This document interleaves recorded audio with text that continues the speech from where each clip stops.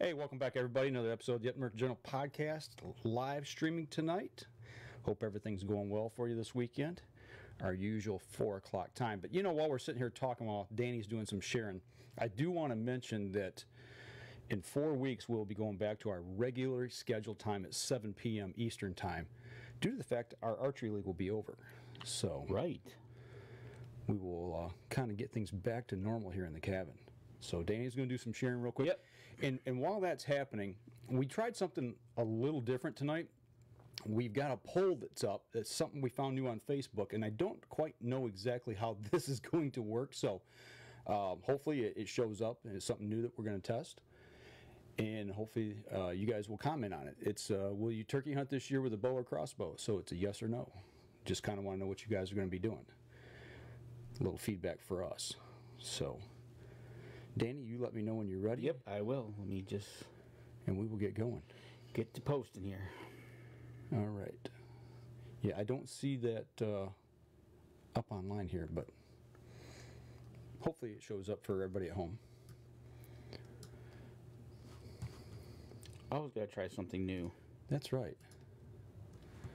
Oh, there we go. I had to publish the question. There it goes. Oh, okay. That's kind of cool. Yeah. So you guys can comment on that. Our guest is ready, sitting in the wings waiting. He is. 2 more to go. Okay. All right. Well, I'm going to go ahead and start the podcast portion. Here we go. Stand by in 3, 2, and 1. Welcome back to another episode of the Upnorth Journal podcast, everybody. I'm host Mike Adams, sitting in the cabin tonight on a cold Sunday afternoon with Dan DeFall, who is busy typing and texting away, sharing this show tonight. So hopefully everybody is doing well this weekend, and hopefully you got your Hunter's Blend coffee setting by. Don't forget your UNJ promo code, get you 10% off. You go over to huntersblendcoffee.com and get you some good coffee. So, Danny, you about ready there? Almost. Okay. His fingers are busy typing away. We had a good show this weekend. We went to the Outdoor Rama show, saw a lot of friends there, got the chance to have a good dinner with a friend of ours, Tim Andrus from Rush Outdoors. Was that a great dinner? It was, and actually he's a PSE shooter as well, so that is awesome. And speaking of PSE, Danny, you got something that you want to talk about a little bit tonight, and it has to do with our guest. Am I right? Absolutely. Well, you ready? Hold on. Come on. Get those little fingers going. I can't find the last link. All right. Well, I'll tell you what. While you're doing that, I'm going to go ahead and introduce our guest tonight. There it is. We have none other than Bobby Vargas, straight from Tucson, Arizona, PSC marketing liaison. Bobby, how are you doing tonight? I am doing well. How are you guys doing? Doing good. I'm waiting on Danny to quit texting here and typing. He's sharing stuff. While we got that going, we've got Charles Byron on from Iowa, Ron Moses, who's here in our hometown, Lelaine Kilborn, friend of ours, Jim Miller, Turkey Killer Miller is on, AJ Regal from downstate in Michigan, and Ron Moses is getting ready to make smoked venison chili. Man, we got a lot of guys on. Nice. Very nice tonight. Already got almost a dozen people in-house already, so. All right, Danny. You going to join us, or you going to play on your phone? I'm almost there. I'm going to need one more thing. All right. Well, Bobby, while we're waiting on Danny to finish up here, basically we got you on tonight. We got some products that we want to talk about to get into some people's hands this year to do some turkey killing and some target shooting and deer hunting. So, what do you got there that you want to talk about tonight first? Yeah, all of the above. Right now is a perfect time to talk about both of these bows, and they'll both work for lots of different applications, but particularly for turkey hunting, one of the bows that we introduced last summer, it was one of the last bows that we dropped into our Evolve line, or Evolve series of bows last year. Right. And that's the Evolve 28. Most of you, or all of you, are familiar with the Evolve 31 and the Evolve 35, and that meant 31-inch axle axle and 35-inch axle axle. Then we introduced the Evolve 28-inch axle axle. Has the same Evolve King system that was on all of the Evolve models, the highly preloaded rims, the center port handle, all in that short, compact design. Perfect for turkey hunting, ground blind hunting, really for anything you want to do with it. But for this next season that's coming up, I think it's going to be a huge hit with turkey hunters. Guys that like to hunt out of ground blind, it's going to be super comfortable to maneuver around inside the blind. Or if you're one of the guys that likes to run and gun and set up on a tree, sitting on the backside right in the ground, that bow is going to be super easy to throw back and get a shot on the bird. Well, I've got my 31 sitting here, so basically we're talking 3 inches shorter, and I've talked about the 31 a lot, how I like how compact it is, but you guys have come out with this 28, and Danny and I actually got to shoot it last summer, right when you guys brought it out with Dan Yasa, and I tell you what, the thing just seemed to want to aim. It really fit well in the hands, and being such a short, compact bow, I just fell in love with the thing. It's a dream to shoot. To shoot for the geometry that it is, and a lot of people look at it and they get scared because it's so short, axle to axle. But actually, one of our local shooters down here in Tucson, he's shooting at about 28 per target. It's working that well for him. Everybody thinks you have to have super long axle to axle to be accurate, but there's a lot more involved with forgiveness and a lot more contributing factors to forgiveness than axle to axle. And we put all of those into our bows. So no matter what the bow length is or what the geometry is, the bow is gonna perform. It's gonna aim. It's gonna shoot the same spot every time. It's up to us to do the same thing over and over again. So trust your equipment and work on yourself to do the same thing over and over again, and you'll know that the bow's gonna hit right where you need it to every time. Well, that's where Danny and I have our issues. It's with us, not the bows. Yeah, it's definitely operator error. It's one of those things that happens when you do that, and we're trying to fix it. We really are. We're getting better, but it's always the loose nut behind the release is where the problem usually is. But you get to figure that out. Well, there's 2 loose nuts behind each one of those bows tonight, and right. I tell you what, the 28 inch to me, axle to axle, coming into turkey season, sitting in a ground blind is going to be one of those things that's going to be awesome, because when you're sitting in the ground blind and you don't want to move a lot when you get turkeys on board, and they just shooting this bow last year was just, it's so smooth, and why did they decide to go to a 28? What was the big factor? I know you got the 31, the 35. What was the big, hey, let's do this? The big hey, let's do this moment was, it seemed like the trend was going that way. There were a couple other companies that were producing some 28-inch axle bows. We had the capability of doing it, and that's one of the beauties of having complete control of manufacturing right in-house. All of our design engineers are there. We machine all of our products. We do everything in-house. So when something like that comes up, we have the ability to design and produce something pretty quickly. And we did with that 28. We were able to modify some existing forgings and turn it into that 28-inch axle model without really a lot of R&D time to put into that, because we had everything already there. The bow was essentially already done. We just had to figure out how to change a couple things to make a 28-inch axle, and there you have it. But the big, let's do it moment was the trend was going that way. Consumers were asking for smaller geometry models, and when they asked for it, we're able to react. It's pretty exciting. That's awesome. And what kind of speeds are you looking at coming out of this bow? I think that bow's shooting 328. Something like that. I don't have the specs right here in front of me, but all of our bows are so fast anymore. Anything between 325 and 350.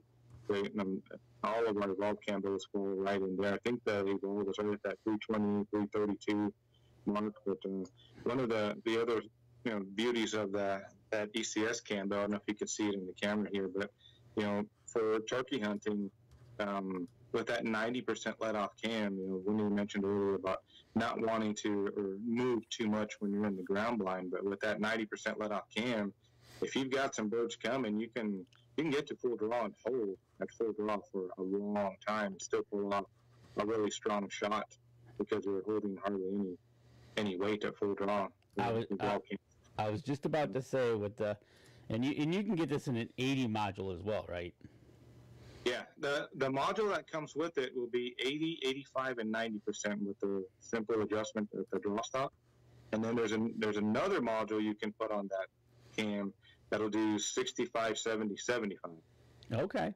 So you can right out of the box you can get 80, 85, or 90%. That's one thing nice about PSE bows that we've learned to love is the ability to customize it relatively quickly, and make it especially for yourself, which you should always do. But it's just one of those things that you can change a screw here, you can change this and that, and really you don't need a bow press. No. Right. Yeah, you don't need anything but a set of wrenches, and you can take care of that yourself. With some of the you talk to target shooters, they talk about holding weight. They don't necessarily talk about wanting a specific let off. They talk about needing a specific holding weight for those shots to break where they want them to. And with that ECS cam system and 6 positions of let off, you can find that special holding weight that you want. It's a pretty slick system. And that's one thing. And that's one thing nice about shooting in this league that Mike and I are shooting in is we're learning and finding different techniques as to what feels right, what holds right. And then you were mentioning yesterday that you went to a 3D league, which is nice to be outside in Arizona. Right. And yeah, I did. I went to shoot a 3D tournament. I took the same bow with me that I took to Vegas 2 weeks ago. I just switched out arrows, and I left it at I shoot my target setups with the low let-off modules and the 75% let-off position. I'm only shooting 57 pounds with my target bow, but I took the Evoke 35. Oops, that's upside down. I don't know if you could see that, but this is the exact same bow that I took to Vegas.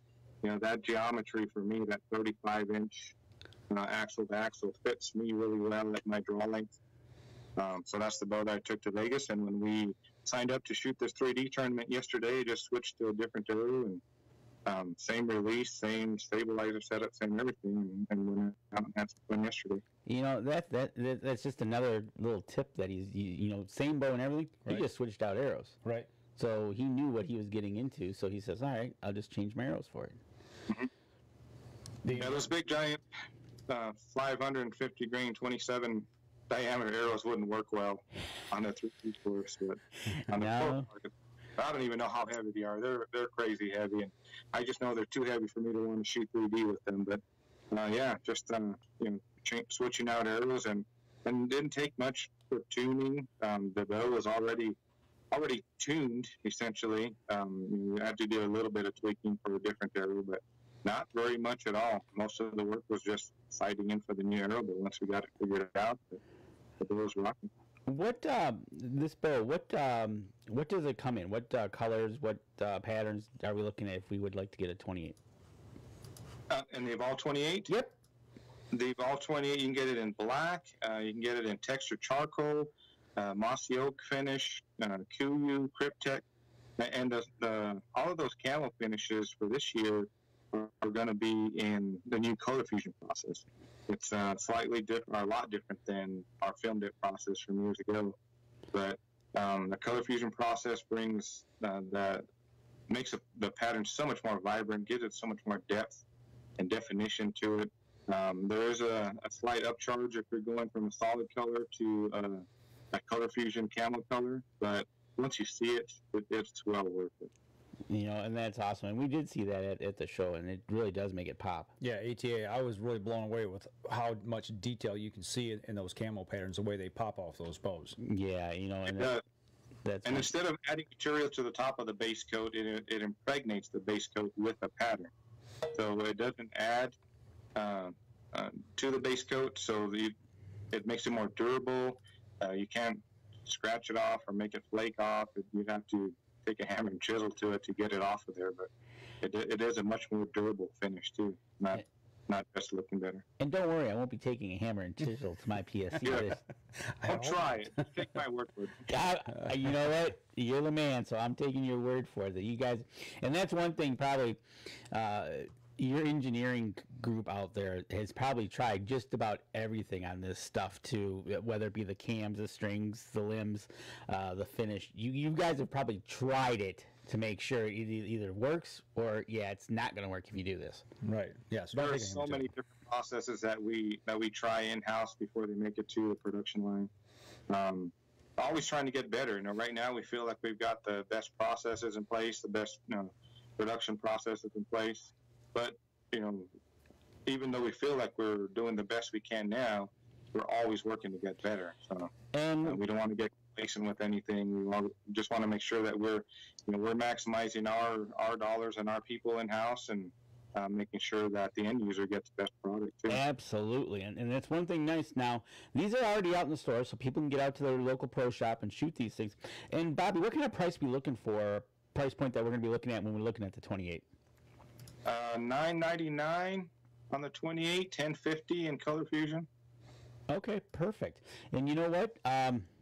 So people, get out to the pro shops, try this thing for turkey season, because this is going to be a perfect, short, full of power turkey killer. Absolutely. So I tell you what, Bobby, let's go to a break, and when we come back, we're going to turn our attention to a little target shooting bow. All right, we're going to step outside, and we'll be right back after this. Sounds good. All right, hang on with us, Bobby, here. We're still online, so guys and gals, you got questions, make sure you get them over to us, and we will ask them, and we'll be get going here with the next segment. Anybody got any questions out there? Dennis, Charles, Jim, Tammy, Denny, they're all watching. That's nice. This is live on the Up North Journal page, right? Yes, it is. Yeah, but we did some collaboration with PSC, so it should pop on their page at some point. I don't know how if you guys got to okay that or not, but it will reside there. It's either there now or it will be going there as soon as y'all approve it. While we were live a few minutes ago, I had some text messages come in from people asking where to find it. Okay. I sent it on the journal page. Okay. Yep, that's where it's live right now, is for sure on our Up North Journal page, and then we collaborated with the PSE page. Okay, you ready, Dan? I'm ready. All right. Oh, wait here. What's going on with this one? 1 second. Now we're going to talk about the drive. Right? Drive. Drive SB. Thank you. SB. I was looking for the initials. Like what? I always want to say SD. Yeah, short binary. SB. Yep. I always want to say SD. You should know that, Danny.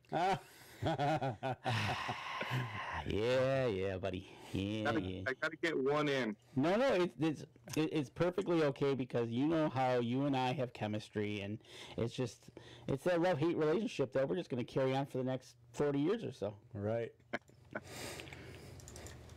Okay, here we go. Stand by in 3, 2, and 1. Welcome back. Second segment of the show. Still sitting here talking PSE archery, talking bows, talking PSE. No, we're not. We're talking how short I am and how Bobby picks on me all the time. Well, for those of you on the podcast, that's what you missed by not watching the live stream. Right, exactly. But we do have Bobby Vargas here for PSE, and in our first segment, we talked about a nice short 28-inch axle-to-axle bow that you could use probably very well for turkey season. Yeah. But after tonight, we're going to go do some target shooting. Yep. But they've come with a new bow for short binary, and we're going to have Bobby explain that to me about the drive. I see there's a theme going here.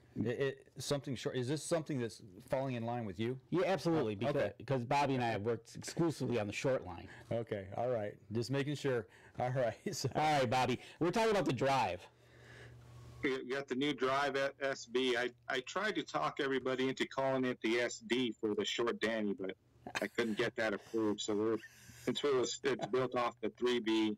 We left the B in there and called it the SB for short binary. Oh, that's good. That's good. For all of you guys that have been with us for a long time, and you've seen us go through some cam modifications, like with the Evo cam, and then we had the mini Evo, and then we had lots of the drive cam and the mini drive, and then most recently we had the Evolve cam system called the EC, and then the small Evolve cam was called the SE, so they're just easy to follow.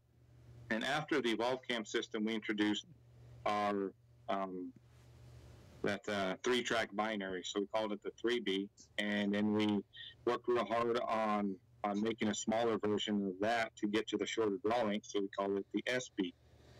So that 3B was most recently on our drive bow, and then at the ATA show this year, we introduced that drive with the SB cam, getting us down to a 22 to 25 inch draw lengths. 22 to 25. Wow. 22 to 25. So this is taking this bow in the cam system and putting it into somebody that's even shorter draw Than you. than me. But there is people out there.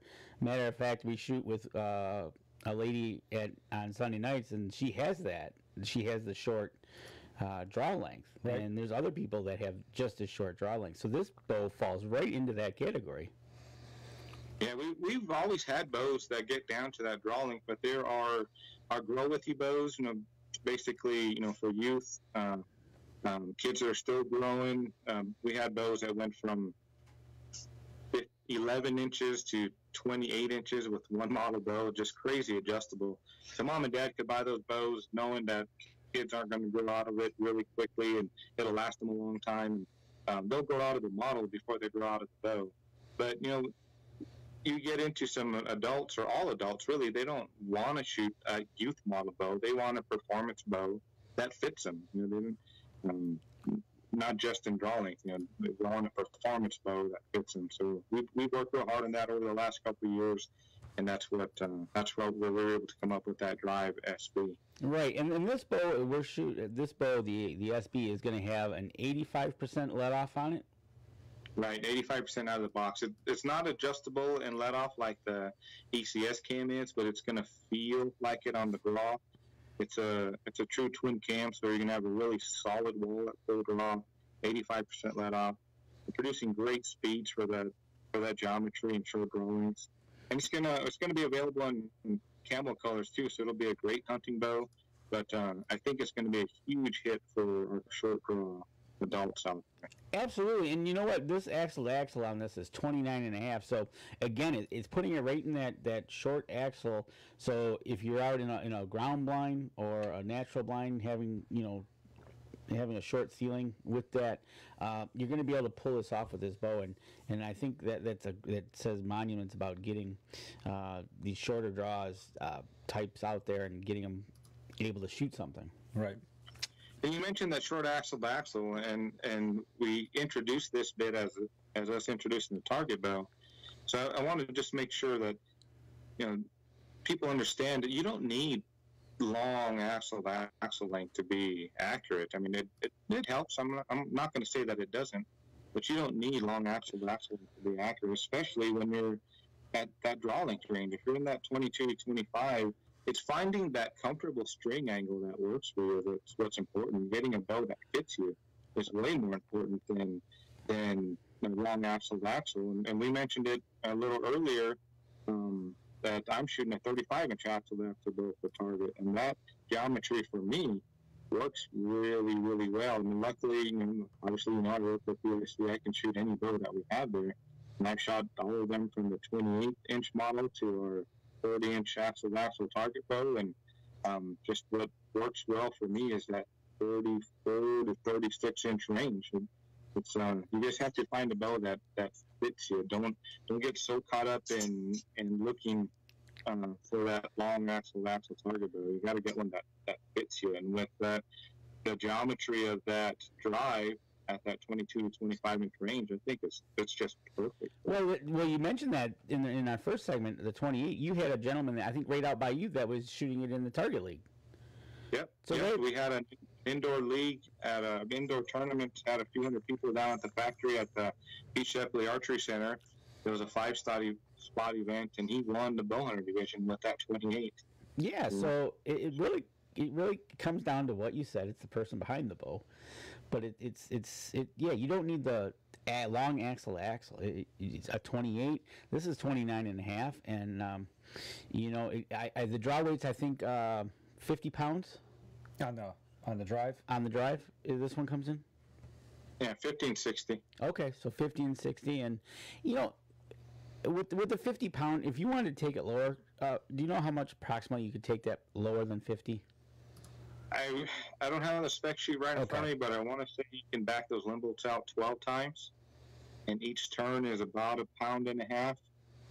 So that you can get a good 15 pounds out of the bow.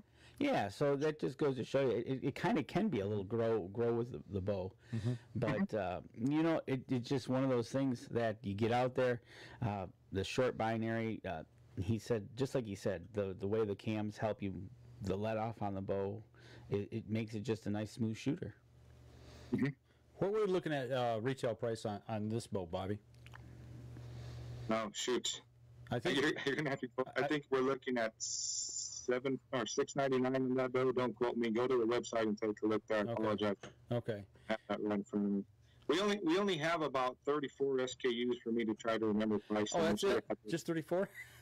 yeah. Well, that's not counting right hand, left hand, and colors. And then you're really gonna lose me there. But yeah, go to the website, take a look at it. We've got them up there. You can get a idea. I say it's $6.99, but take a peek.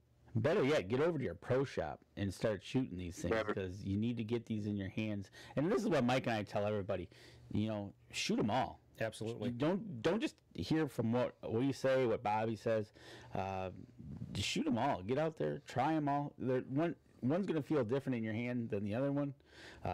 Mike's hand's going to be different than Bobby's different than me. What I like about PSE is on your website you've got that question and answer, and it takes you right into the range of bows to go shoot. You don't have to sit there and shoot 15 different bows to figure out what you want to do. You talk a little bit about that?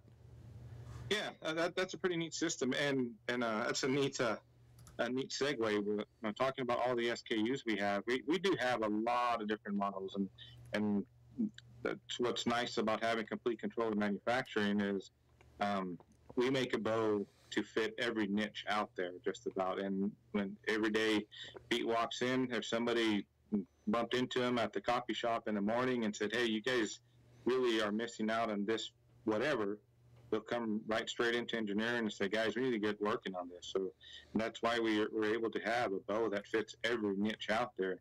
But at the same time, there are so many options in our product line. It might be a little overwhelming when you're shopping if you're not already set on one particular model. Then when you go to the website, there's a quick questionnaire that pops up, and they'll ask you just a couple of short questions, and it'll drive you towards a couple of different models to help you narrow it down.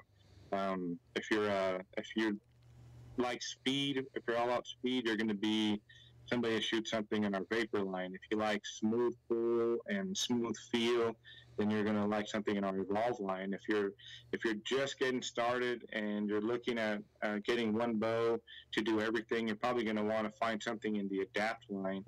And then the target line, it's pretty simple to follow there. But fill out that quick questionnaire, and it'll drive you it'll narrow you down to a couple different models that we think will be right for you. It's almost like your dealer. Yeah. It's almost like the little when you sometimes go to the websites and the little window pops up and says, "Can I help you?" Right. But here it is. Ask you a couple of questions. We're going to help you get to the kind of bring the focus to what you might be interested in. And speaking of being a focal point, but we do have a question coming in, and the question is, what do you gain or lose by using the different let-offs? Why would a person want a 70% let-off when they could be using an 85 or a 90? Well, if you were listening earlier, you would have caught the point where some shooters for most target shooters you talk to, they're going to like that low let-off, meaning they're going to have really high holding weight. So with that really high holding weight, it forces you to use back tension. It forces you into a shot and makes you pull off, strong shots every time. And in that target situation, when especially shooting spots or really any target situation where you need to be consistent all the time anyway. But when you're in an intense target situation, a low let-off bow with higher holding weight will force you to pull off cleaner shots and more consistent shots. And that doesn't work for everybody, but most of your target shooters are going to like that lower let-off with a higher holding weight. But also, having said that, most of the people that are shooting the ECS cam bows are shooting them in the high let-off position because it just feels so much more comfortable. If you're hunting with it or just a recreational shooter, you're going to want to have that higher let-off. It's so much more comfortable. It feels so much better at the full draw position. And the beauty about the ECS cam, too, is with any other cam system that's adjustable in let-off, when you go to the higher let-off position, you will lose a little speed. But with the ECS cam system, you don't lose any speed going from low let-off to high let-off. You might actually get a foot or two extra going to the high let-off position with all of it. You know, that's awesome. That's just another point taken, that it comes down to a personal preference. Yep. You know, like you said, Bobby, target shooters like to hold more holding pressure, and hunters like to be able to sit there and wait for a little while sometimes. So, yeah, definitely. And that's one thing nice about these cam systems, that you can do that. And you can, you know, if you're not feeling it, you can go down to 60, or you can go up all the way up into the 90s. Well, I've noticed that a little bit. I mean, shooting the 31, the Evolve 31 this year, I pulled back on a doe, and I had to wait for it to clear before I get that shot. I was at full draw for quite a while, and it didn't bother me to hold that bow back. And, you know, it was very comfortable. But now, like when Danny and I are shooting target, you know, you got that forward pressure, you're pulling, and you want that bow to explode and come apart. And when you got that higher pressure back there, you're pulling on it, and it helps you to hold that thing and to rip it apart, that ripping apart type motion. So I understand what you're talking about. It's just two different situations. Yeah. It promotes better follow through with the lower let-off positions. Yeah, exactly. There you go. He just explained it. Follow through. Follow through, yep. Something that sometimes I don't do quite well when I'm shooting target, and that's when I get frustrated. But. Exactly, and he does get frustrated. Sometimes I have to tell him, calm down, stop overthinking it. Right. Yeah, that's one of my problems, is overthinking things too much. But I tell you what, we're bumping up here on our second break, so why don't we step outside, take our next break, we come back. If we got some questions, we'll answer them. And if not, we'll jump into the coalition, the next one we're going to talk about? We're going to talk crossbows. Okay, all right. We'll step outside, and we'll be right back after this. And we have a comment coming in for Bobby when we come back. All right. A compliment. Good deal. All right. Okay. Let me see. Now I feel better. Yeah, it's a compliment, Bobby. Let me save this one off.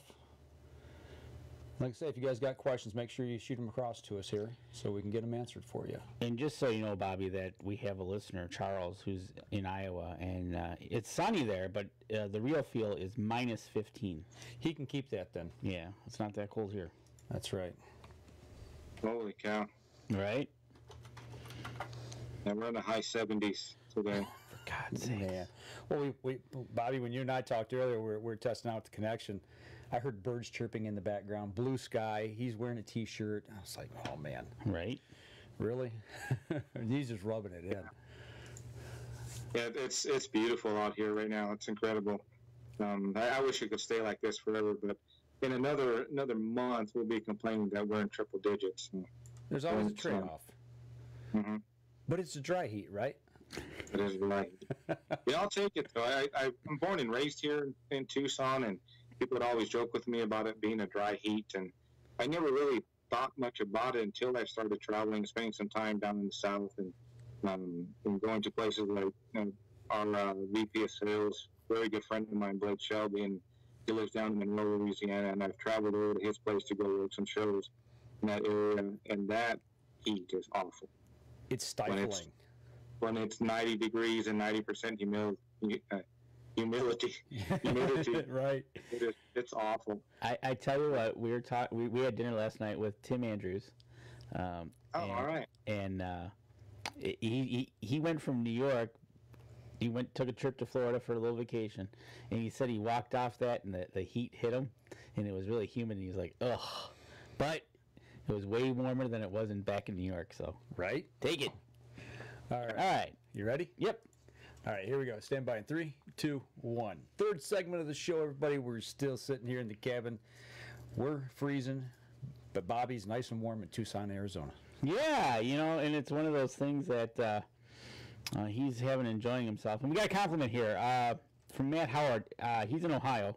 It's not compound related, but it's nice to see some PSE target recurves. They've been putting them have been putting our Joad kids in them. So they've been letting the Joad kids have them. Good. Awesome. I'm glad we had something that worked out well for them. And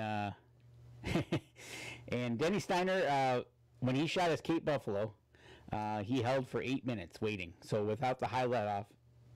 Right. When we talked about that when we had him on the show, we were actually at ATA. So yeah, exactly. Yeah, go back and check that episode out, episode 500, as a matter of fact. So. Right. So, but you know what? We've talked about a turkey bow, nice and short. We've talked about a target bow, short draw, SB.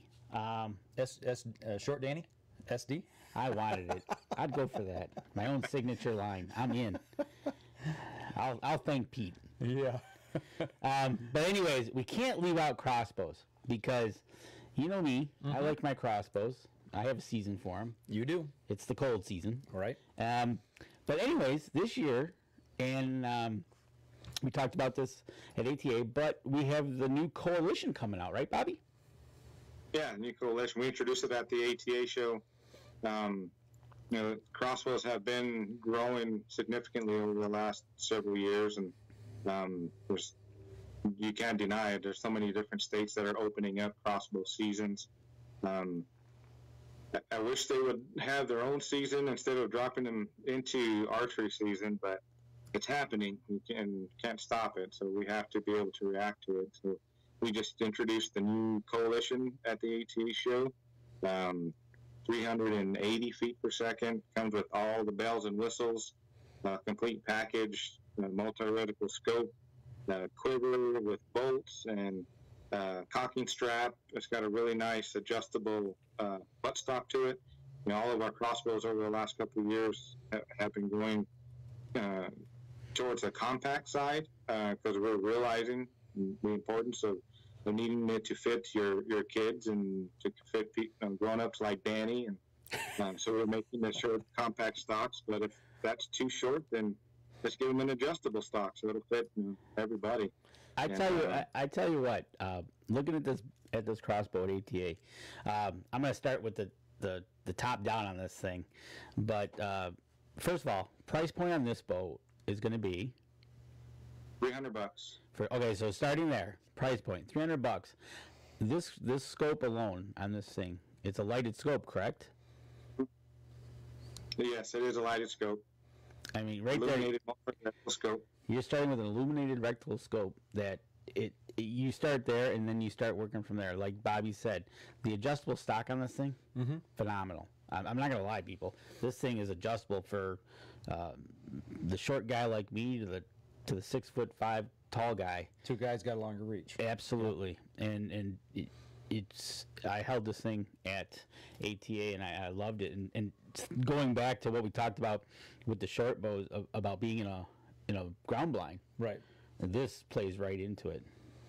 Absolutely. So Bobby, on the front end of this, looking at, we got a picture up on it right now that we're looking at. Is there anything? What's the word I'm looking for? That we can integrate into this, like a shooting stick or anything like that? Do you have anything like that, or what? It's got Picatinny grooves in there, so you can attach a bipod or shooting stick to it, or any kind of accessory that will mount to that pick rail.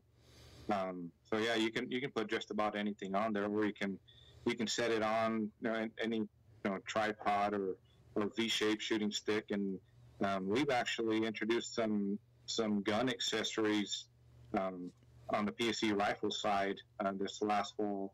We've got a gun saddle that works perfectly with that crossbow and mounts on top of your tripod, and it's got a lever lock system on the side where you lay that crossbow in there and squeeze it in, and it'll hold it perfectly still for you. That's awesome.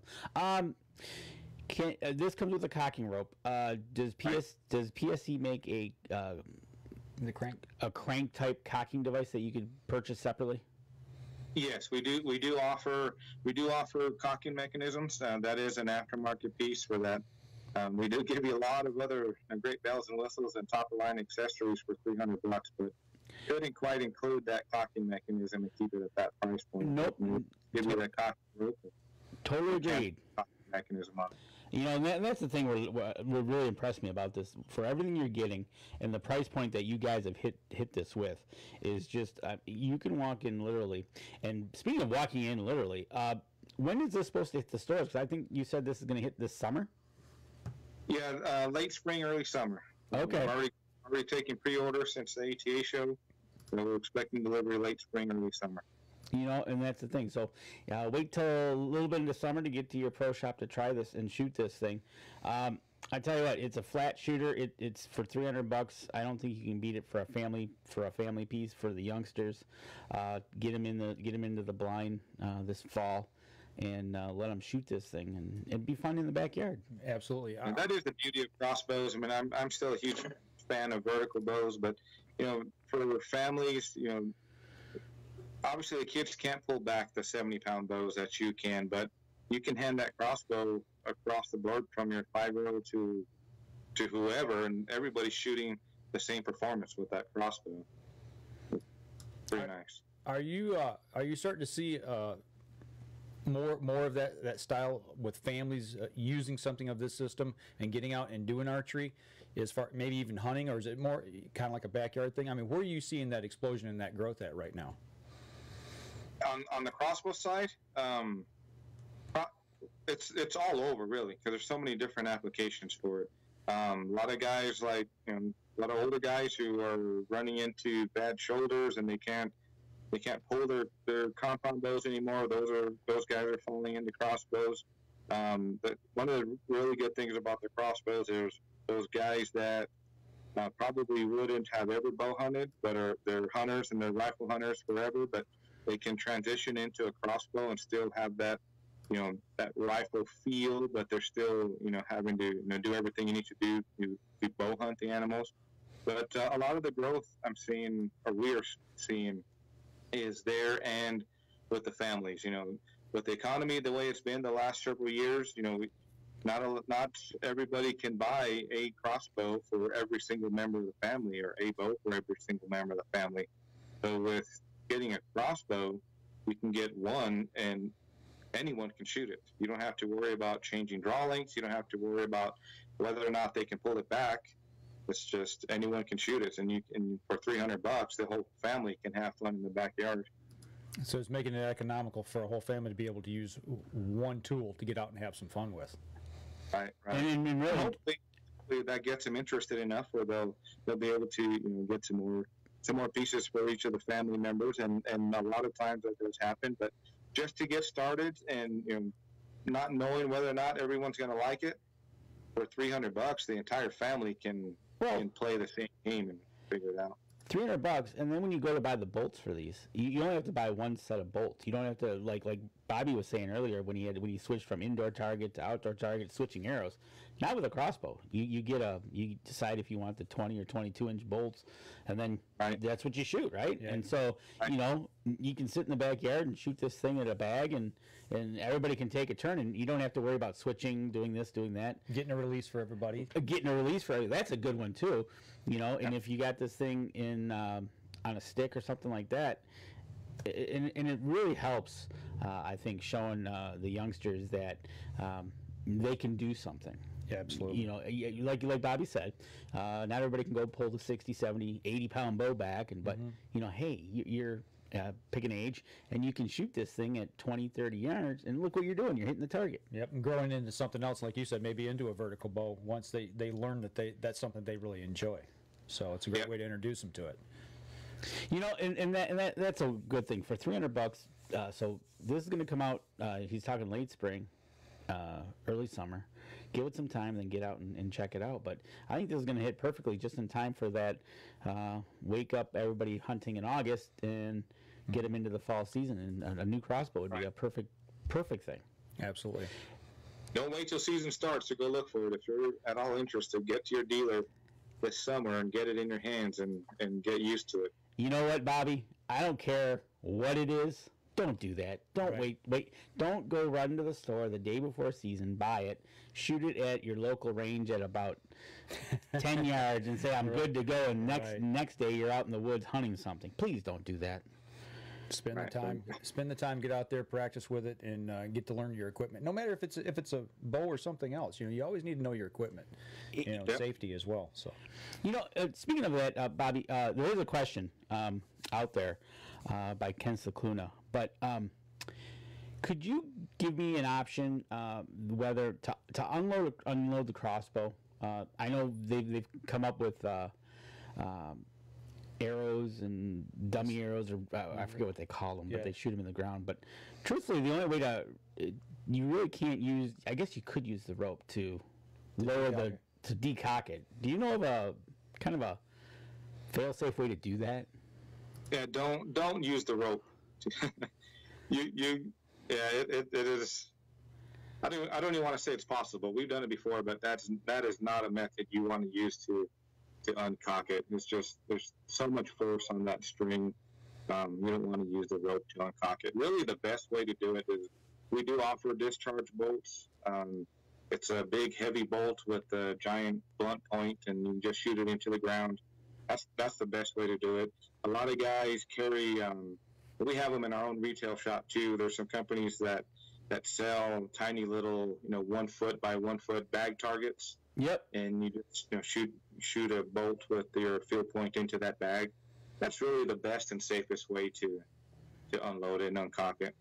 Okay, that's one thing again, especially on these PSE bows and in the crossbows in general. But so much preload on these things, especially in the crossbows. Please be safe. Do it smart. When you're shooting it, if you're using an arrow to shoot in the ground, be careful what you're shooting in the ground. Mm-hmm. I've shot into too soft ground and almost lost an arrow. Buried it that much.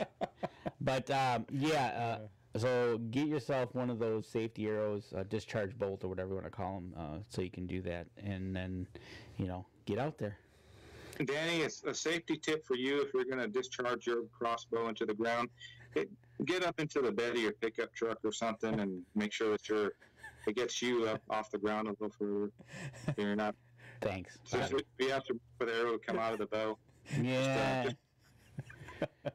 Oh, I love the banter back and forth. You got Mike crying here, and it's not good. But you know what? We got one more segment. We got one more segment that we want you to stay tuned, because we're going to ask Bobby some questions, because we haven't had you on live ever before, and he's our typical guest. We need to ask a couple of questions that... Absolutely.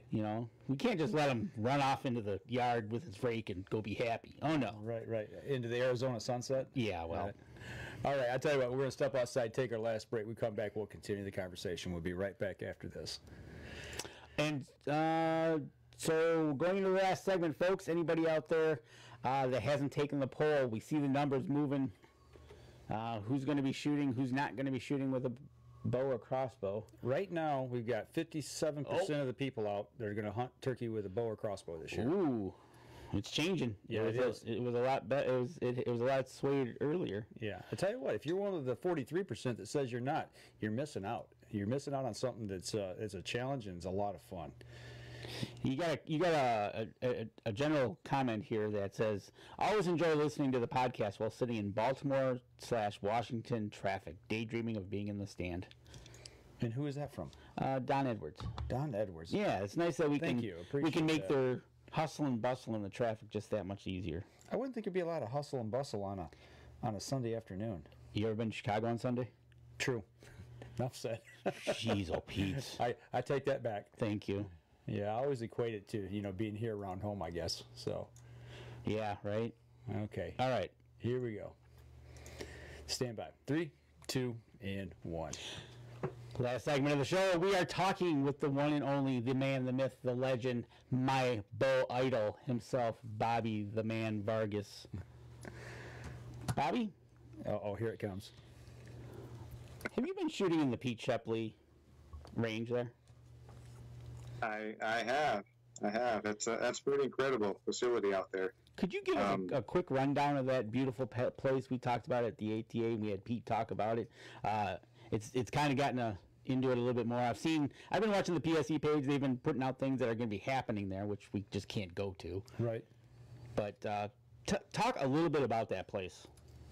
We have a ton of things going on there. It's in addition to our retail shop. Our retail shop has 12 20-yard indoor lanes.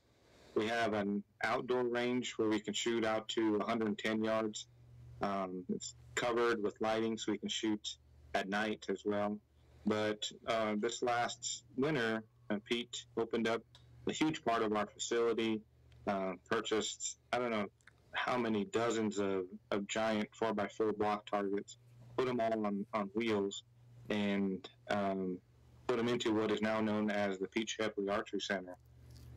It's an incredible center. We can run 216 people on a 20-yard line in one direction, and then on the other end of the hall, we can run 64 people on a top and bottom line, and it's 70 yards deep inside. So it's one of the only indoor facilities, one of the only, not the only, but one of the few indoor facilities we can shoot that for. Definitely the only one in the Southwest. And I tell you what, Pete Shepley himself is very proud of this, because he had that picture up of this place on the semi there at ATA, and he just about brought everybody that he talked to in front of this picture and showed them. He is very proud of that. Yeah, he sure is. And we are too. It's right there in our backyard, or in our yard. It's an incredible facility. We're working real hard with a lot of organizations to bring tournaments inside. We have Stephen Yee, who's running the facility right now, and he's a go-to for booking anything.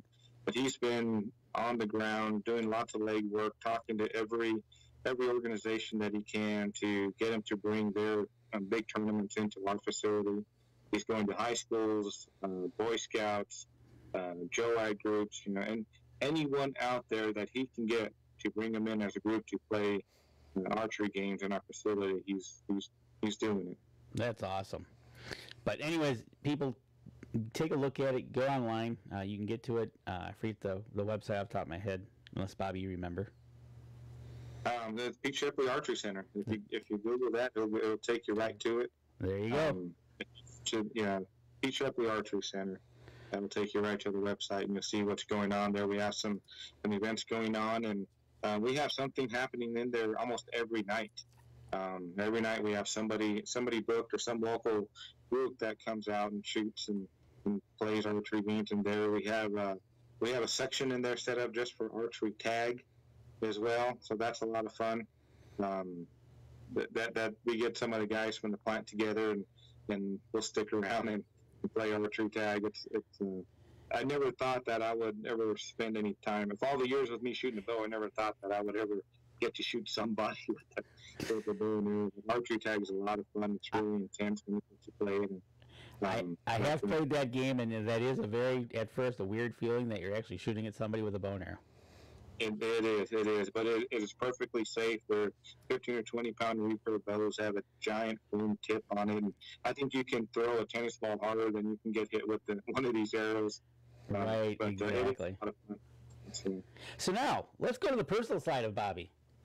So, Bobby, you're traveling somewhere. You're driving, or you're flying, or you're doing something. Going on a hunt trip. Going on a hunt trip. And I am. I'm actually grounded now for a while. I went to the Vegas shoot a couple weeks ago, and it's always a neat experience. Okay. That's the big event of the year. And so you were on your way there. What was your favorite snack that you needed to get to Vegas? My favorite snack. Yes. To Vegas. Pete and I drove together this year and year before, and whenever I'm driving anywhere, I've got to have a big bag of sunflower seeds. Big bag of sunflower seeds and a cooler full of Diet Coke, and that gets me through just about any road trip. Regular sunflower seeds or flavored? Flavored. A good friend of mine this last spring introduced me to salted caramel sunflower seeds, and that's been my current favorite. Ooh, I ain't gonna buy into that. That just didn't. I'll have to find them and try them, but. Well, I was about to say this, that they're hard to find. So if any of you guys out there run across any at your local store and you find a bag, send it to me. I'll be happy. Oh, they are that hard to find. Okay. They're hard to find. Okay. So now we got that out of the way. The guy likes sunflower seeds and a little Diet Coke. But now you stopped and you're like, you're feeling hungry. It's like, so what would be like your favorite meal that you can cook, whether venison or a wild game meal that you would cook for yourself that says, this is what I got to have? That's what I got to have. You know, recently, I love elk burgers. That's probably my favorite. But over these last couple of seasons, it's not totally brand new, but just somewhat new to me. But just putting big deer roasts in a crock pot with seasoning. My wife makes machaca out of it, dried shredded meat from the crock pot. And okay, it's incredible. Great with the eggs, great with just the way it is right now. Crock pot deer, crock pot elk, crock pot. That's your go-to meal, right? We'll set a crock pot in front of you, and the guy's going to be happy. Yeah. All right. I mean, stuff to beat grilling too. A cold beer and a steak on the grill. You know, that's always a good go-to too, and it's so much faster too. If you're not willing to wait 6 or 8 hours for the meat to come out of the crock pot, you know, a good grilled steak is awesome too. You know what? And okay, so we got your favorite little snack. We've got your favorite little meal. But you got to be listening to something on the radio. And if you're listening to something, what are you listening to? You listening to a podcast? You listening to some good 70s rock and roll? Maybe some country? What are you listening to? Well, if I'm not listening to an Up North Journal podcast, that's usually some country music. You can't go wrong with either one of those. Right. I like all kinds of music. I really like it all, but if I was forced to pick one, it'd probably be some country music. There you go. And a big shout out to Don Edwards. He likes listening to the tape podcast during the week, but this is the first time he's watching the live show today. Okay, well, welcome to the show, Don. Appreciate you tuning in. And you picked a good show because when we have Bobby on, that's right. The guy's amazing. Absolutely. Hey, send us some sunshine, please. We're dying here in Michigan right now. What's that? We have plenty of leftover sunshine. I've got more than I can use right now. We'll send some. We're down in close to single. Well, actually, almost zero at night here for the next 3 or 4 nights. It's getting back brutal again. But you know what? Spring is on the horizon, and we're going to be out shooting bows in the backyard instead of indoors. And next week, time change. Time change next week as well. Yeah, absolutely. So that's going to bring a little more daylight later in the day. So, but. Awesome. But just move the screen a little bit so we can see what the final tally is here. Still the same. Still the same. So we got 57% of the people that have taken this poll is going to be using a bow or a crossbow for turkey season. Bobby, before we let you go, have you hunted turkeys with a bow, crossbow? I have with a bow. Okay. What's your recommendation on something like a tip using a bow? What's a piece of advice you could give somebody to make sure that they're a little more successful? I mean, if I was to give any tip, I guess it depends on the situation. If you're with a caller, which I was lucky enough to have a caller with me at the time, so I was able to get my bow to full draw and hold it. So my tip would be lower your draw weight of the bow if it's not already low enough where you can really comfortably and smoothly pull it back from a seated position or from sitting on the ground. You don't need a lot of speed for turkeys because it's going to be a relatively close shot anyway. But lower that draw weight, shorten the draw length a little bit. I promise you, it's going to make it a little easier to get to full draw and anchor. But get to full draw as early as you can. That would be my biggest tip right there, and that's what I learned. They have such good eyes, and any little movement you make when they're up close, you're going to get busted. So get to full draw as early as you can. I think it's going to help you be more successful in birds with a bow. Were you using a expandable broadhead or were you using a fixed? Expandable. I like really big expandable. I like big expandables anyway, but for turkeys, big expandable, light draw weight. You put it into the bird. You don't want a complete pass through on a bird. That makes it so much harder for them to fly off if the arrow's still stuck in them. So big expandable, into the wings or into the body, and keeps them from flying off. And plus, big expandable, more blood. They're gonna expire sooner. So big expandable is my preference. Okay, all right.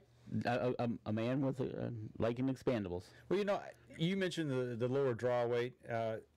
I never really thought about that a whole lot. I mean, I always took my deer rig when I go out, and never really thought about dropping that weight any. You don't need 50, 60, 70 pounds, whatever your deer setup is, to kill a turkey. Right. Yeah, that's great advice. Right. And they're tough birds, just tough getting through those feathers, but you don't need 50, 60 pounds, especially with our bows. Our bows are so fast, and you don't need a heavy weight. Exactly. All you got to do is put it in the cage. Right. Mm-hmm. All right. Well, we're bumping up here at the end of the show. I tell you what we're going to do. We're going to go ahead and wrap up the podcast portion. We'll sit down here for just a few minutes afterwards if there's any questions. So for everybody that's listening to the podcast, get over on a Wednesday. Make sure you check out the show.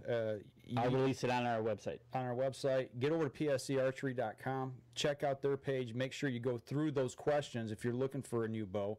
That'll get you pinpointed right down to where you need to be. Any last advice, Bobby, before we let our podcast listeners go?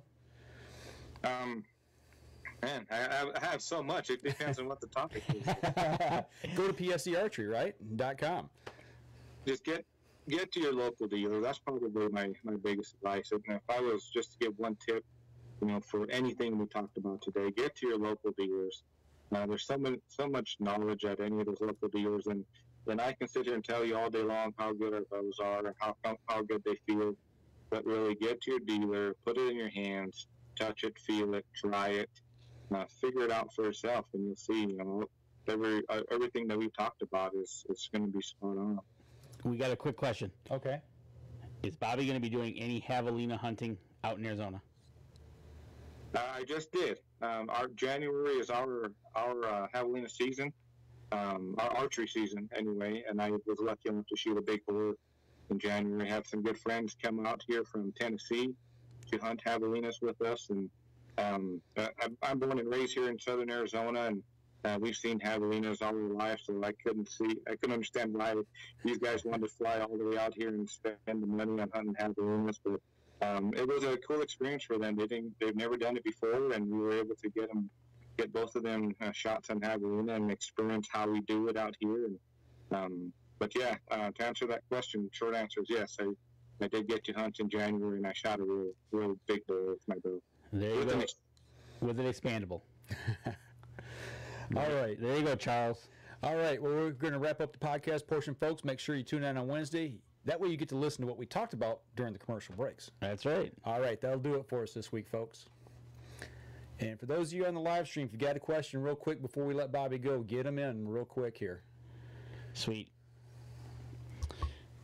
Thanks again, Bobby. Yeah, appreciate it, Bobby. Thanks for having me. Oh no, it's actually really cool having you on Skype. It's a lot better than the phones. Now we can actually see you, and it kind of feels like you're actually in here.